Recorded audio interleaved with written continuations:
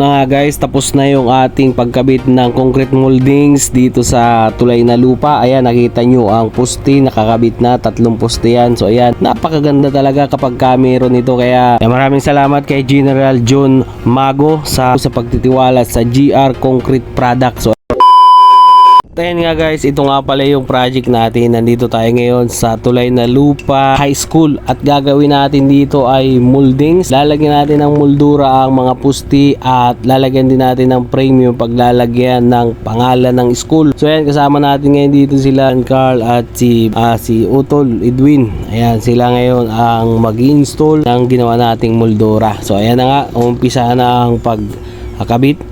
Pinabarinahan muna yan para sa pagpasak ng ating moldura. At ayan nga, medyo lubog yung paglalagyan ng moldura, kaya kailangan na muna natin itong tapala ng simento na may kasamang buhangin para lumitaw yung pinakang frame. So ayan, nakikita nyo nga dito, pinapalitadahan na yung paglalagyan natin ng moldura. So ayan, buti na lang at mainit ng panahon dahil kagagaling lang natin sa bagyo. Talagang napakabuti ng panahon ngayon.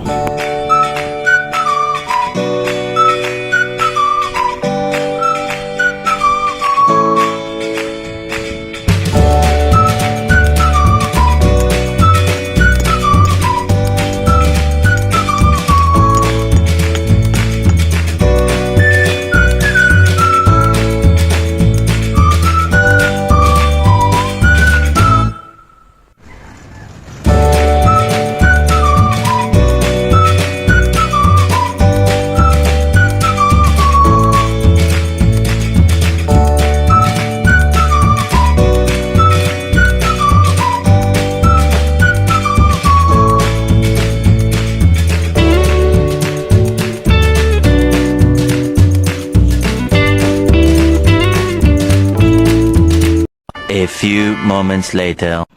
At ito na nga guys, tapos na yung ating pagkabit ng concrete moldings dito sa tulay na lupa. Ayan, nakita nyo ang poste, nakakabit na, 3 poste yan. So ayan, napakaganda talaga kapag meron ito. Kaya maraming salamat kay General John Mago sa pagtitiwala sa GR Concrete Products. So ayan, si General. Sa mga nais magpagawa, mag-comment lang or mag-PM, and thank you so much for watching. At ayan nga, shoutout nga pala kay Dexter Alpi Mabiesa.